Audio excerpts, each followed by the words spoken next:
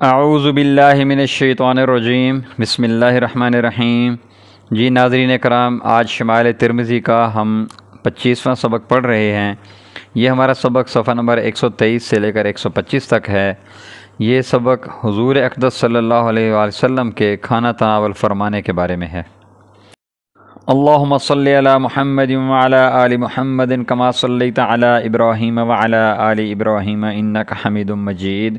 اللہم بارک علی محمد وعلی آل محمد کما بارکت علی ابراہیم وعلی آل ابراہیم انک حمید مجید۔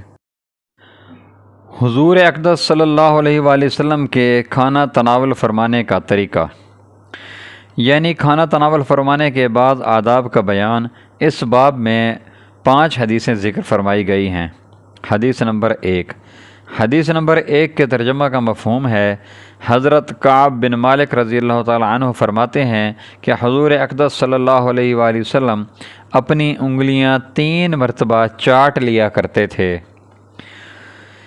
فائدہ: کھانے کے بعد ہاتھ دھونے سے پہلے انگلیاں چاٹ لینا مستحب ہے، البتہ اس روایت کی بنا پر بعض کے نزدیک 3 مرتبہ مستحب ہے۔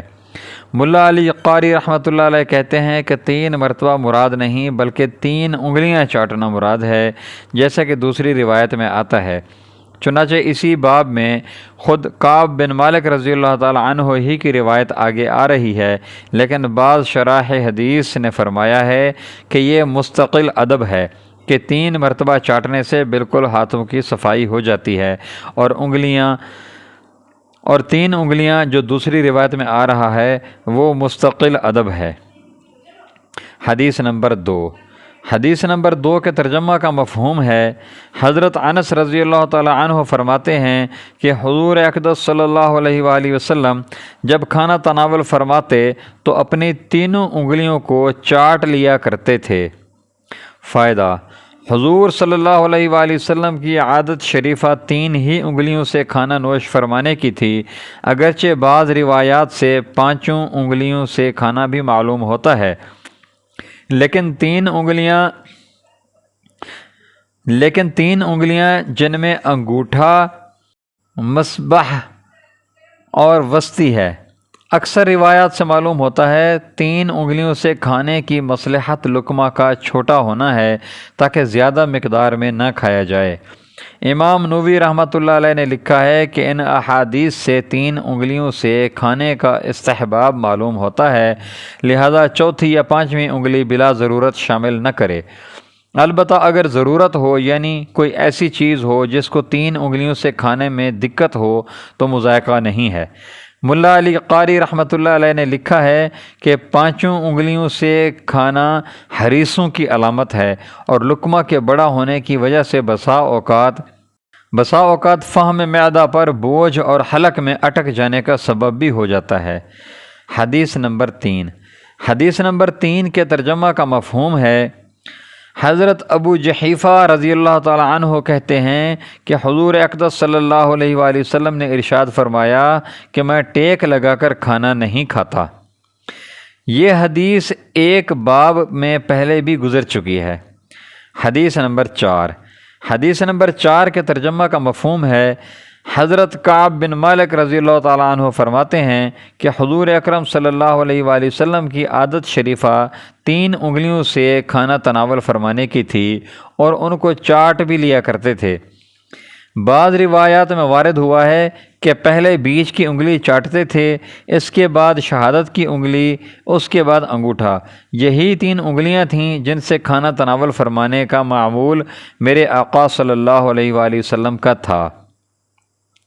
اس ترتیب میں بھی علماء نے متعدد مصالح بیان فرمائے ہیں۔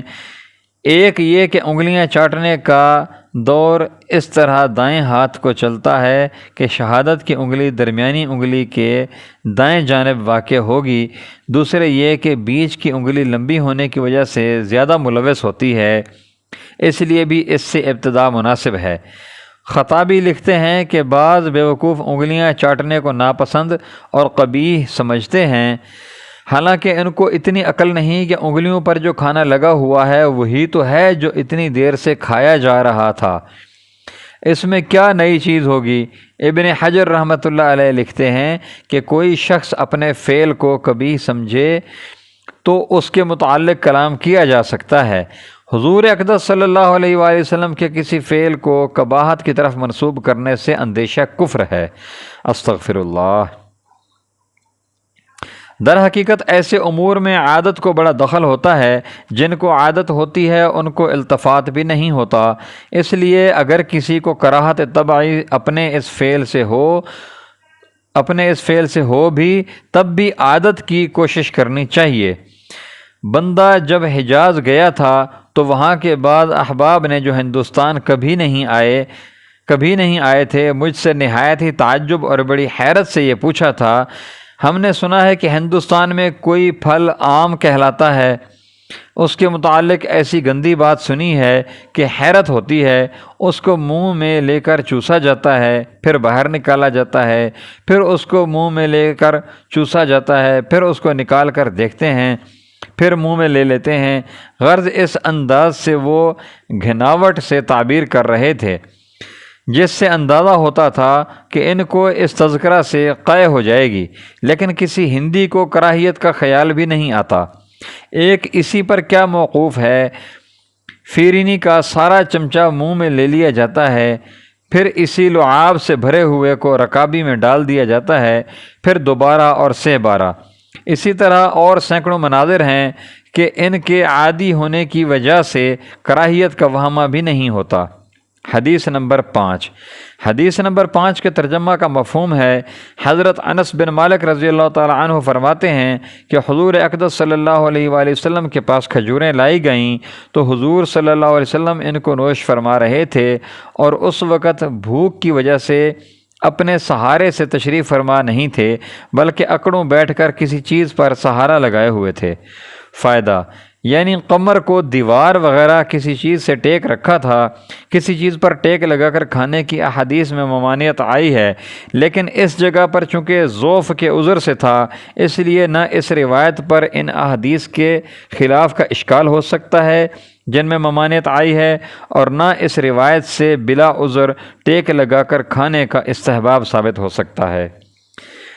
وما علینا الا البلاغ المبین۔ جزاکم اللہ خیر و احسن الجزاء۔ جی ناظرین کرام، یہ ہمارا آج کا سبق تھا۔